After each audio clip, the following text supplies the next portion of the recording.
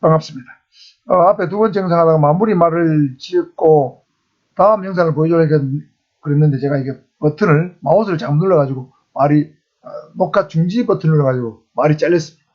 죄송합니다. 자, 이번에는 이제 대책 3입니다. 대책 3 관련 법률 3입니다.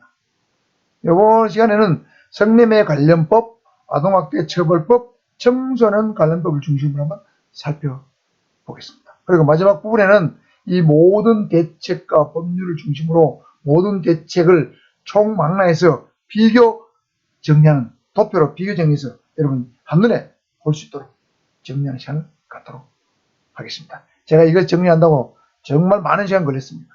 이 법이 워낙 많고 이 조문이 워낙 많다 보니까 일일이 조문을 발췌한다고 굉장히 많은 시간을 소모를 했는데 여러분이 이게 짧은 시간에 한번 정리해서 볼 수 있으니까 여러분 굉장히 좀 시간을 절약할 수 있는 좋은 이점이 있다고 볼 수 있겠습니다.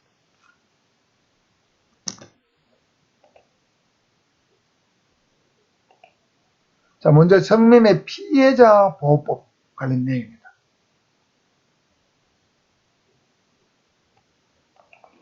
이 성매매 피해자 보호법은 성매매 방지 및 피해자 보호 등에 관한 법률의 약칭이라고 했죠.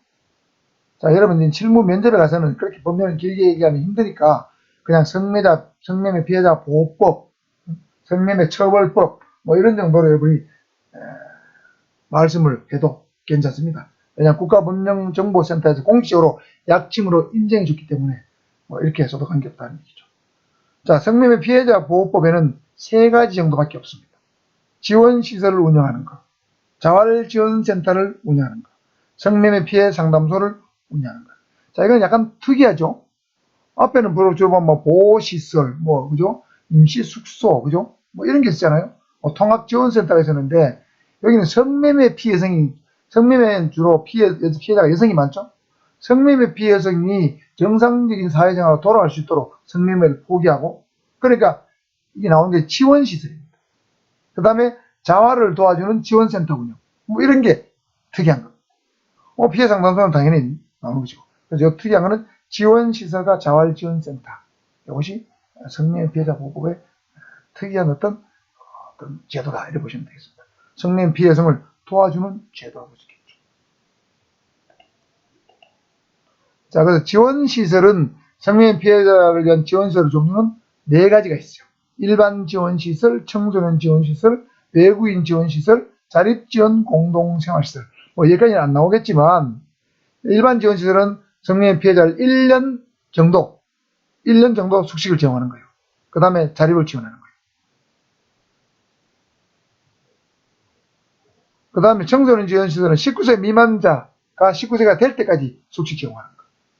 외국인 지원시설은 외국인 성매매 피해자를 3개월까지만 숙식 제공하는 거, 그 다음에 귀국 지원, 이런 거죠. 자립지원 공동생활시설은 2년 안에서 숙박 등의 편의를 제공하는 거예요. 다양한 지원시설을 두고 있죠. 성매매 피해자 보호법의 독특한 점입니다. 그럼 지원시설을 어떤 걸 하느냐 볼까요? 숙식 제공, 상담 치료, 병원 진료 의료 지원, 수사기관 조사, 법원의 증인신문 동행. 좋은 일 많이 하죠. 대한법률 구조 공단과 연계해서 법률 지원. 그 다음에 자립교육, 자활교육, 취업정보 제공.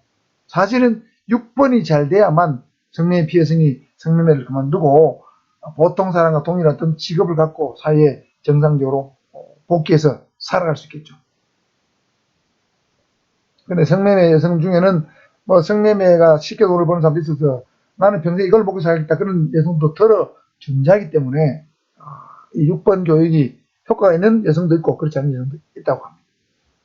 그 다음에 국민기초생활보장법 등 사회보장관계 법령에 따른 급부의 수령 전, 예를 들면 국민기초생활법에다 국민기초생활 연금 있죠. 연금 같은 걸 받는 걸 도와주는 거예요.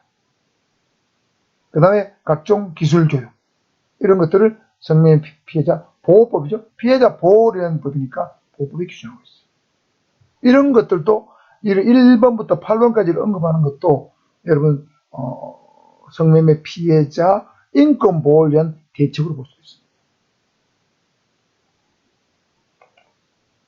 그 다음에 자활지원센터를 설치해서 운영하는데, 자활지원센터는 작업장 등을 설치해서 거기서 뭐 어떤 기술이나 어떤 업무를 배우게 하는 거죠. 그 다음에 취업 기술 교육을 시키는 거죠. 그 다음에 취업 창업을 위한 정보를 제공해준다. 이런 것들이 자활지원센터입니다. 스스로 살아갈 수 있도록, 그죠? 작업장, 그 다음에 교육, 그 다음에 정보 제공. 이런 것들이 자활지원센터입니다. 뭐 상담소는 너무 당연한 것이고. 다음은 성매매 처벌법상 피해자의 권리를 한번 정리를 해보면, 먼저 성매매 피해자는 처벌할 수 없습니다. 원래 성매매는 성매매 쌍방, 성매수자와 매수자와 성을 매도한, 성을 판 여성을 동시에 처벌한 거죠. 그게 원래 성매매 금지법의 핵심적인 내용입니다. 그런데 성매매를 강요당했다면 그건 피해자죠. 그건 처벌할 수 없습니다.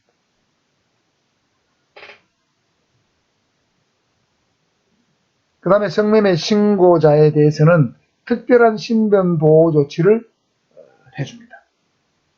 특정범죄 신고자 보호법의 규정이 일부 적용이 되는데 세부적인 조금 더 살펴보겠습니다. 그 다음에 신뢰관계자 동석제도, 그 다음에 심리 비공개, 뭐 다 공통된 내용이잖아요. 그죠?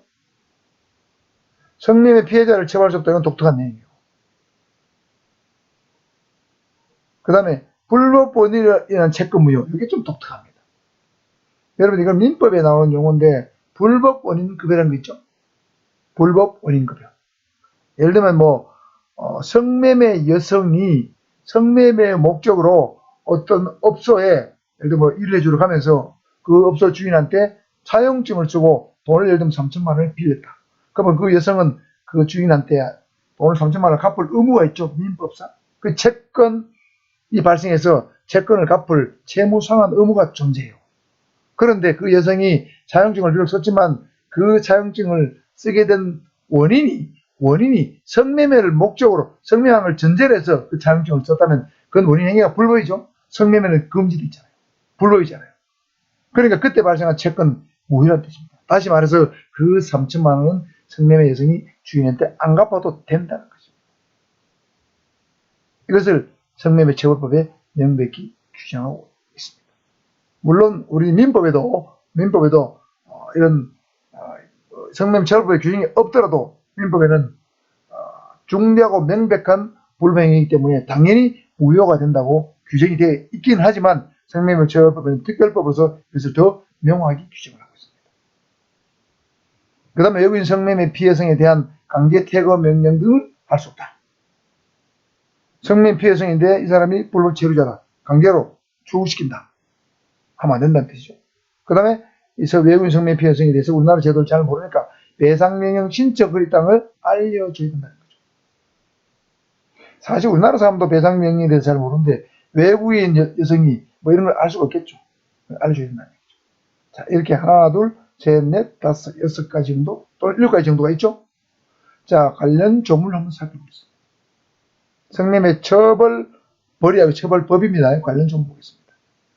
성매매 피해자에 대한 처벌 특례. 성매매 피해자의 성매매는 처벌하지 아니한다. 제가 설명했습니다.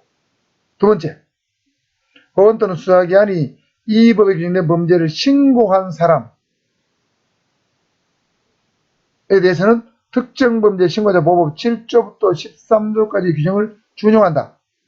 앞에 이거 똑같은 나왔죠? 성폭력 범죄 경우도 나왔잖아요. 그래서 신변 보호 조치를 해준다. 이게 있었죠? 그 다음에 인적 상황을 기재하지 않는다. 뭐 이게 있잖아요. 그러니까 신고자를 특별히 보호해준다는 거죠. 신고자가 피해자가 될 수 있습니다. 피해자가 신고할 수 있겠죠. 성매매를 한 당사자가 신고할 수도 있어요. 강요해서 했다고. 그렇게는 보호를 받아야 되겠죠. 그 다음에 신뢰관계자 동석제도는 너무 당연한 것이고, 그 다음에 심리를 공개하지 않는다. 여러 번 나온 얘기입니다. 자, 불법 원인이라는 채권 무효 제가 설명했죠. 성매매 알선 등 행위를 하는 사람, 예를 들면 성매매 여성을 데려온 주인, 이 사람이 그 행위와 관련하여 성을 파는 행위를 하였거나 할 사람에게 가지는 채권, 여성이겠죠. 그 계약의 형식이나 명목에 관계없이 무효로 한다. 그러니까 이 성매매 알선 행위를 하는 사람이 가지는 채권은 무효란 뜻입니다. 누구에 대해서? 그 여성, 성매매 여성에 대해서. 성매매 차용증을 쓴 여성에 대해서 무효란 뜻입니다. 자, 이게 불법 본인으로 대한 채권 무효. 이런 걸 여러분 언급해주면 굉장히 면접에서 좋은 점수를 받지 않을까 생각이 듭니다. 그 다음 외국 여성에 대한 특례입니다. 외국 여성이 이 법에 규정된 범죄를 신고한 경우 또는 외국인 여성을 성매매 피해자로 수사하는 경우에는 출입국 관리법에 따른 강제 퇴거 명령 같은 걸 해서는 안 된다. 그 다음에 수사기관은 외국인 여성을 성매매 피해자로 조사할 때는 배상명시 명령을 신청할 수 있다는 것을 고지하여야 한다. 정리했죠. 외국인 위한 제도입니다. 그 다음은 성매매 관련 법령은 마치고 아동학대 범죄 처벌법상 피해자의 권리 한번 살펴보겠습니다.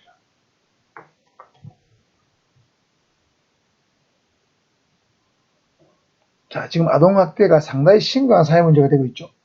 아동훈육과 아동학대의 차이는 무엇이냐? 어떤 구별 기준이 있느냐?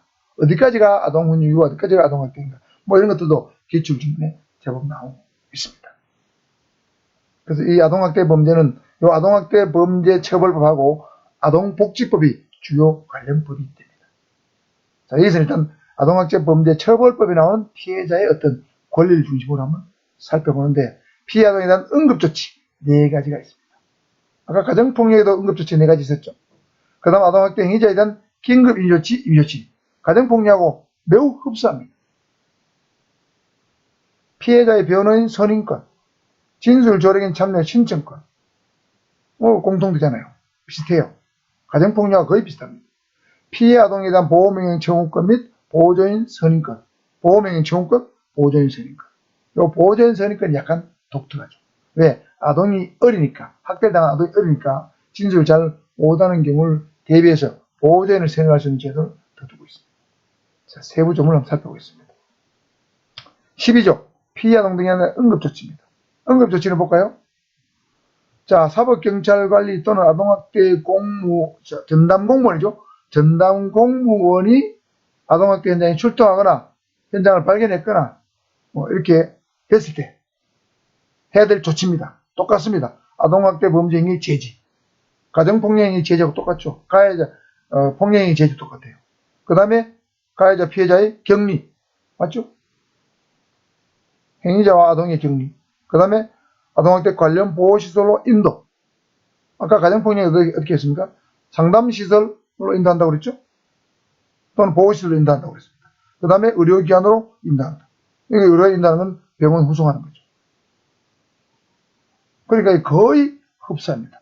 가정폭력하고 어떤 차이가 있습니까? 응급조치에서. 가정폭력하고 가정폭력의 차이는 요 제지와 격리가 묶어서 이루어졌죠. 하나였죠. 요 4번이 요 가정폭력에서는 3번인데 가정폭력에서는 4번이 뭐였습니까? 임시조치를 신청할 수 있음을 알려줘야 되는 거죠. 그게 하나 더 들어있는데 아동학대 범죄에서는 그게 없습니다. 1번, 2번을 가정폭력에서 1번에 들었던 것을 하나를 두 개 나눴습니다. 제지하고 격리로 나눴어요.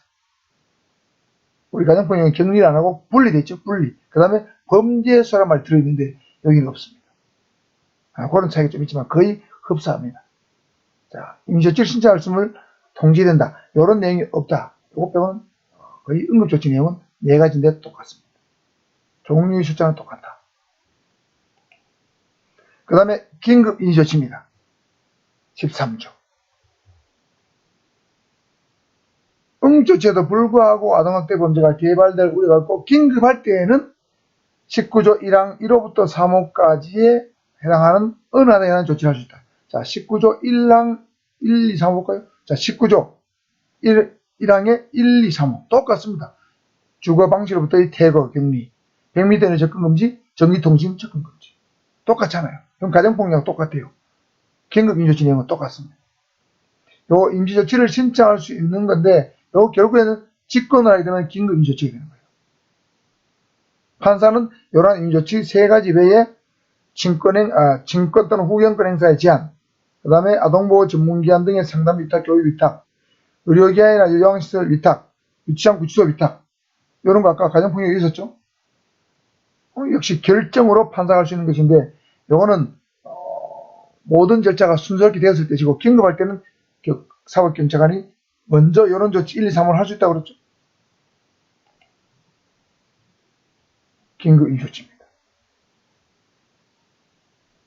그 다음 16조는 피해 아동에 대한 변호사 선임의 특례. 아동이 뭐든 법률적으로 잘 대응할 수 없겠죠. 당연히 변호사를 선임해서 할 수 있겠죠. 법정 대리하든지 누가 할 수 있겠죠. 그 다음에 47조 가정법원의 피해 아동에 대한 보호명령. 보호명령 보세요. 1, 2, 3, 4, 5, 5-6, 7, 8, 9 굉장히 많죠. 보호명령을 발동해서 판사가 합니다. 결정으로 보호명령을 발동해서 이러한 조치를 다 할 수도 있고 이게 일부만 할 수도 있겠죠. 그 1, 2, 3으로 똑같아요. 주거방시업 격리, 퇴거, 접근 금지, 그 다음에 전기통신용 접근 금지. 이게 가장 기본적인 거죠. 이게 사법경찰은 현장에 나가서 긴급하게 하는 긴급 임조치가 되는 거고, 그 긴급한 상황이 아닌 정도였다.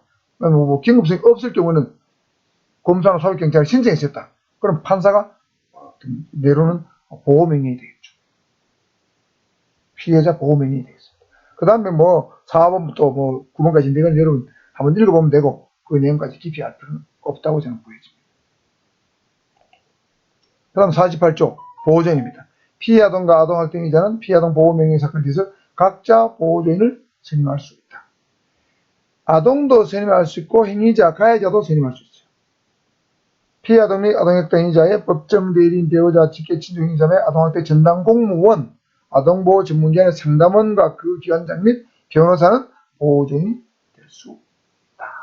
특히 이 보호조인은 아무래도 이 아동을 도와주는 보호조인이 아무래도 더 많겠죠.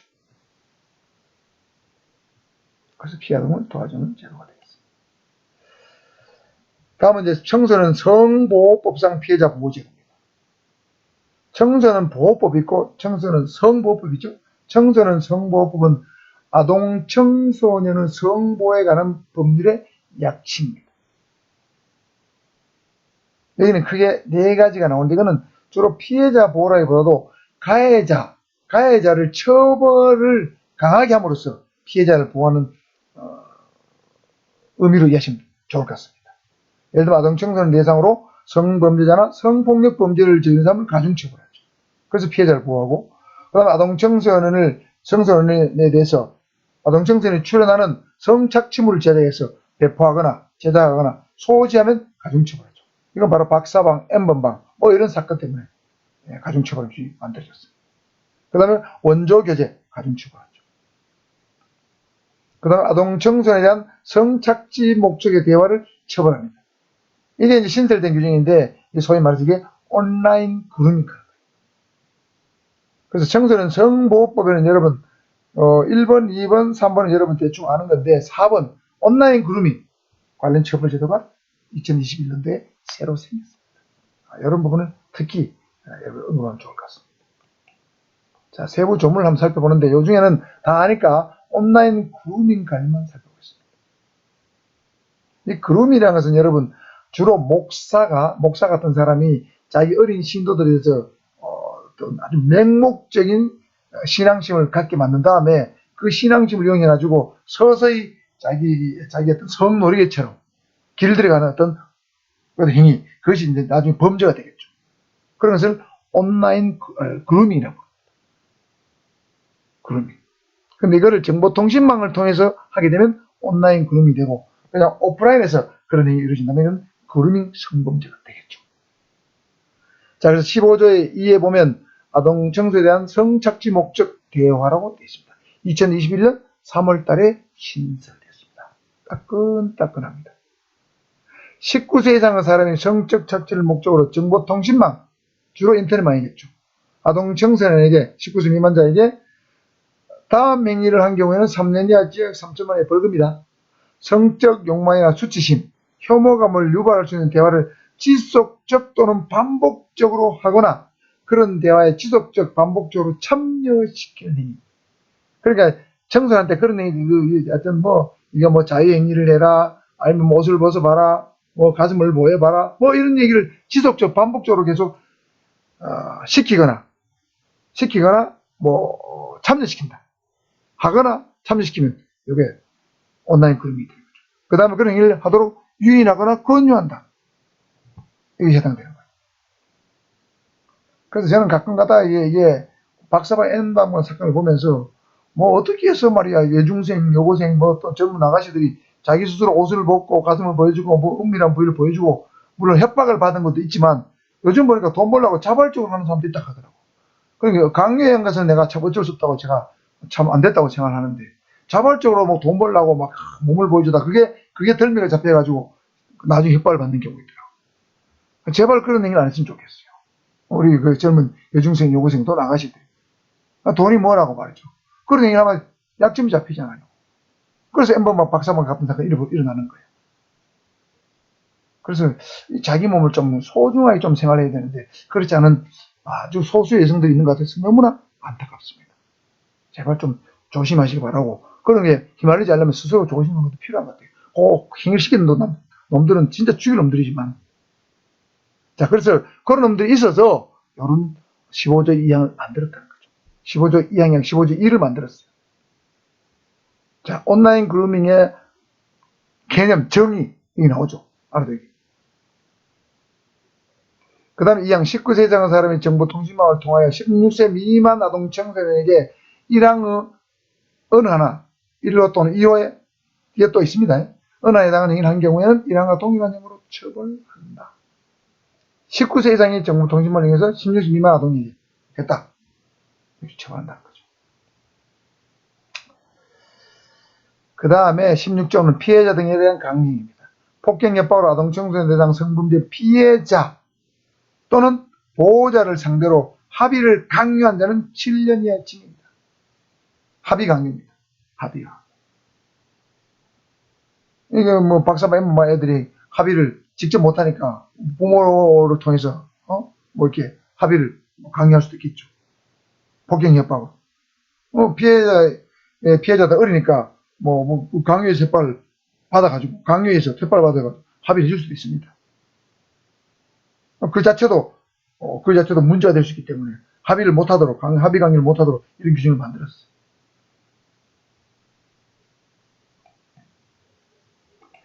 그래서 어린 청소년에 대해서 이게 합의를 어떤 강요가 문제가 됐던 사건이 바로 도가니죠.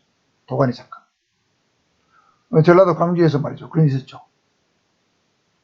그 시설의 장이 말이죠. 시설의 장이 어린 청소년을 성추행, 성폭행을 해놓고 사회 문제가 엄청난 사회 문제가 되니까 변호사가 그 부모가 없고 할머니 할아버지 잘 모르잖아요. 돈만 100만 원, 50만 원 주면서 막 변호사가 합의를 하러 다녔단 말이에요.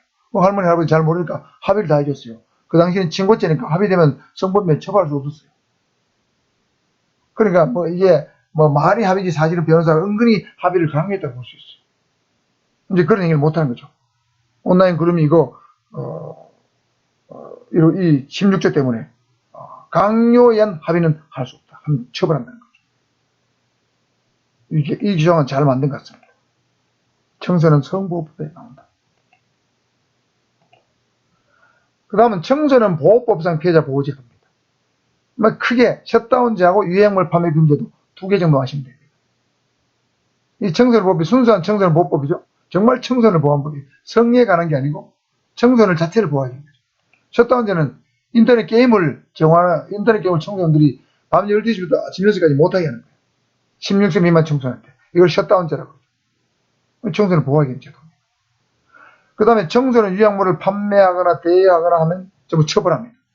여기서 청소년 유약물은 주류, 담배, 마약류 관리에 관한 법률에 따른 마약입니다. 마약류. 왜 마약류? 필로폰, 엑스터시, 물뽕. 여러분 GHB하는 거죠. 서울의 버닝썬 사건에 나왔던 물뽕. 그 다음 양귀비. 이런 게 전부 다 마약류입니다. 강한 환각성입니다. 자극성입니다. 그 다음에 화학물질관리법에 따른 환각물질.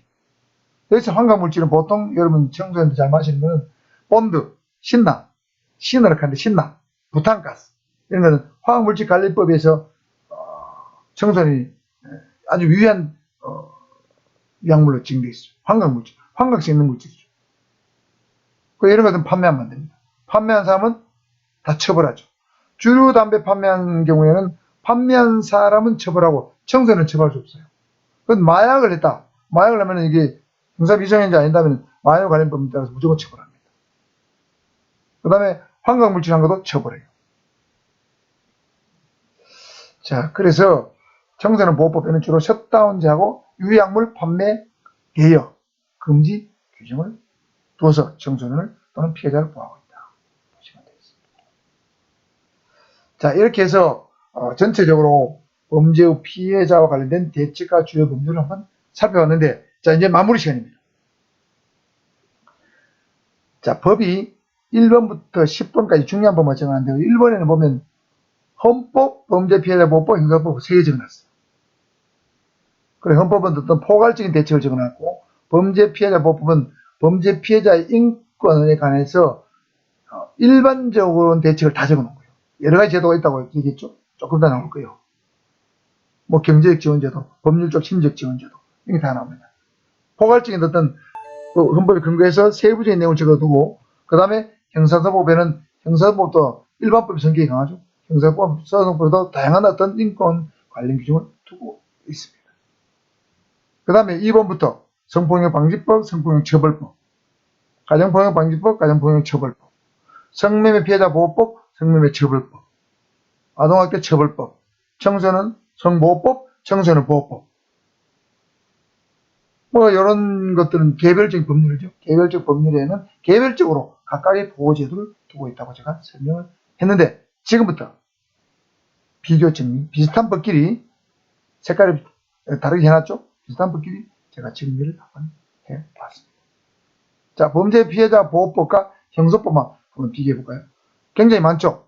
범죄 피해자 보호법은 경제적 지원제도, 법률적 심리적 지원제도, 기타 지원제도인데, 자, 경제적 지원제도는 범죄 피해자 구조금 제도, 긴급복지 지원제도, 무보험차량 교통사고 및 뺑소니 피해 구조제도, 자동차 사고 피해가족 지원제도, 배상명령제도, 보험급여 지원제도 이런 게 있다고 말씀드렸고, 법률적 심리적 지원제도는 무료 법률 구조제도, 형사조정제도. 자, 이건 내가 회복적 경찰활동과 관계있다고 그랬죠. 그 다음에 화해제도, 그 다음에 심리치료 지원제도, 그 다음에 피해자 심리 전문요원에 의한 케어제도, 그 다음에 형사절차 정보 제공 요청 제도 이런 게 있다고 했습니다. 그 다음에 기타 지원제도는 임시숙소 제공, 보호시설 제공, 이주여성을 특별히 지원하는 제도,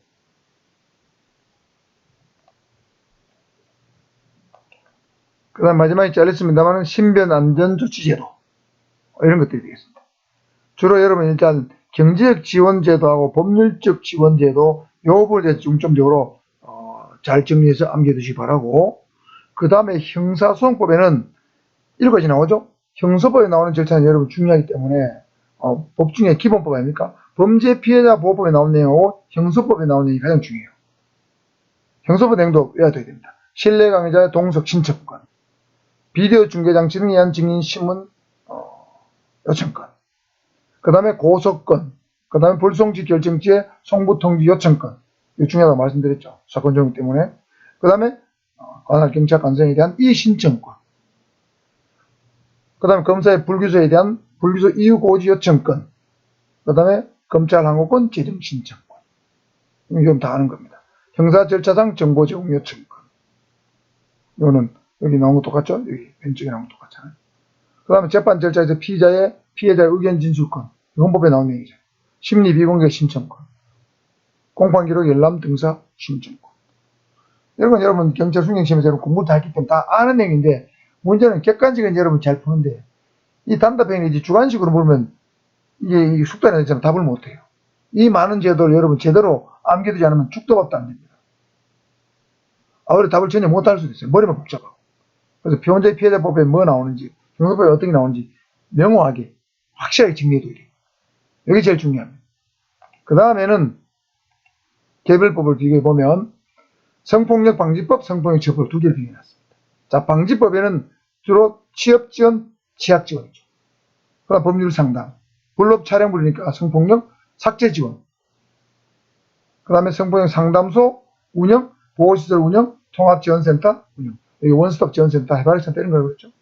그 다음에 성폭력 전담 의료기관 지정, 그 다음에 의료비 지원. 이거는 피해자 보호를 위한 법이니까. 그 다음에 이건 처벌 위한 법이잖아요. 성폭력 처벌법에는 고소에 대한 제한을 예외, 신변 안전치 신청권, 신고인 보호자인 제도, 인적사항 기재생략 신청권, 그 다음에 피해자의 신원과 사생활 비밀 누설 금지 규정, 그 다음에 전담조사제, 그 다음에 피해자의 변호사 선임권, 전담조사자도 있고 전담재판부도 있죠. 그 다음에 변호인 선임권 당연한 거고, 심리 비공개 증인 지원 시설의 설치, 가해자가 만나야 되겠죠. 그 다음 신뢰관계자 동석, 진술 조력인 제도, 수사과정 또는 재판과정에 좀 조력인 신청권, 비디오 중계장치에 의한 증인신문, 뭐 이런 것들이 성폭력 처벌법에 주로 나오는 얘기예요. 그 다음 하나 빠졌는데 여기 안 보이는데 12번이 증거보전 청구 요청권입니다. 12번 증거보전 청구 요청권. 제가 이게 PC에서 노트북으로 옮기는 과정에서 이렇게 전담 조사자가 요거부터 해야 되는데 이렇게 넘어가니까 하나씩 밀려가지고 이런 일이 벌어졌습니다. 12번은 증거보전 청구 요청권입니다. 아시겠죠? 그 다음에 가정폭력방지법과 가정폭력처벌법을 비교해보면 역시 보호 관련 법이니까 취약지원, 긴급전화센터, 상담소, 보호시설 설치하고, 자, 임대주택의 우선 입주권, 어떻게 하다고 그랬죠? 그 다음에, 가해자, 피해자 분리조사, 그 다음에 상담, 그 다음에 치료 프로그램의 적극적인 제공. 자, 이런 것이 가정폭력 방지법에 나온 내용이고, 처벌법에는 응급조치, 임의조치, 청구, 긴급임조치, 임조치. 물론 조치에 관한 건 다 처벌법에 나오죠. 그 다음에 고소에 관한 특례. 처벌하려면 가해자에 대한 것도 고소의 특례가 나와야 되겠죠. 그 다음에 재판이 되니까 심리 비공개, 피해자의 법정 진술권 보장, 피해자의 보호명령제도, 1, 2, 3, 4, 5, 6, 7, 8, 9 있겠죠. 그 다음 배상명령 신청제도. 가정폭력으로 피해를 입은 사람은 배상명령 신청할 수 있다. 뭐 이런 것들은 가정폭력 처벌법에 나오는 주로 내용입니다. 그 다음에 성매매 피해자 보호법과 성매매 처벌법입니다. 성매매 피해 여성을 보호해야 되니까 지원시설 자활지원센터. 이게 핵심이라고 그랬죠. 그 다음에 상담소 운영. 뭐 지원시설의 종류, 이런 걸 설명했습니다. 하는 일도 설명했죠. 지원시설에 나오는 임무 또는 업무 중에 내용도 설명된다고 그랬죠. 그 다음에 성매매 처벌법에는 피해자는 처벌할 수 없다. 신고자에 대해서는 특별한 신변 보호 조치를 해준다. 특별히 보여준다는 뜻이죠. 범죄신고자 보호법, 7, 8, 9, 10, 11, 12, 13조가 적용된다. 뭐 이런 거.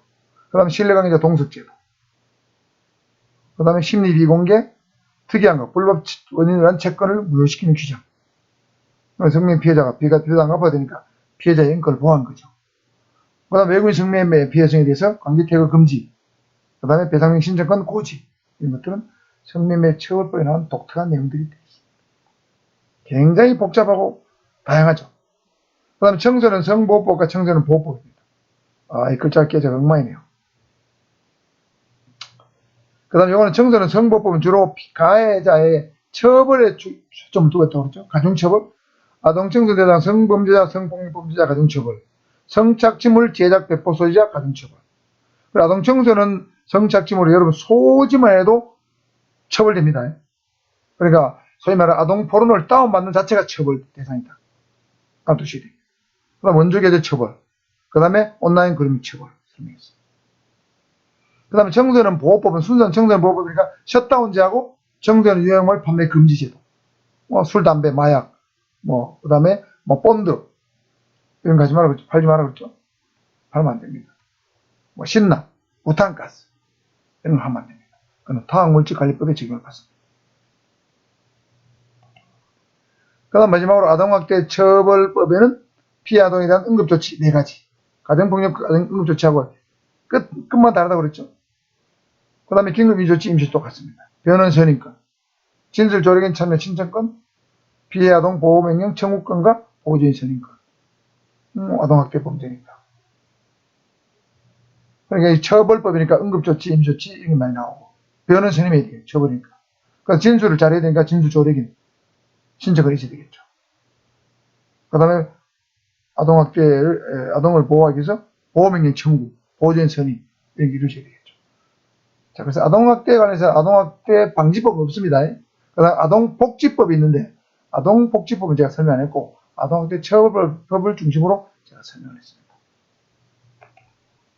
자, 이상으로 범죄 피해자에 대한 어떤 주요한 인권과 관련된 범죄 피해자 인권 관련된 주요한 대책과 관련 법률을 총무 하나에서 발표하는데 정말 복잡합니다. 질문은 간단한데 여러분 답변할 거 너무 많아요. 그래서 제대로 정리해 두지 않으면 제대로 답을 못할 가능성이 너무 없습니다. 그래서 헌법, 범죄피해자보호법, 형소법의 내용을 먼저 익히시고 개별법에 나온 내용을 몇 가지라도 여러분 비교해서 익혀두시면은 앞에 학생이 어떤 답변을 했을 때 나는 다른 답을 해야 되니까 좀 개별법의 내용도 좀 알아두시면 좋을 걸로 생각이 됩니다. 생각보다는 여러분 굉장히 골치 아픈 주제입니다.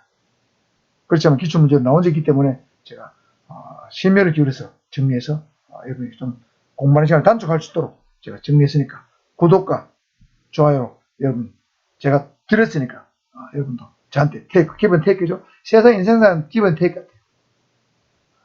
제가 드렸으니까 여러분도 저한테 주시면 좋을 것 같습니다. 구독과 좋아요 달게 받겠습니다.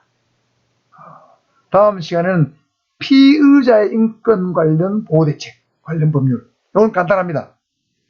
이거 한번 살펴보는 시간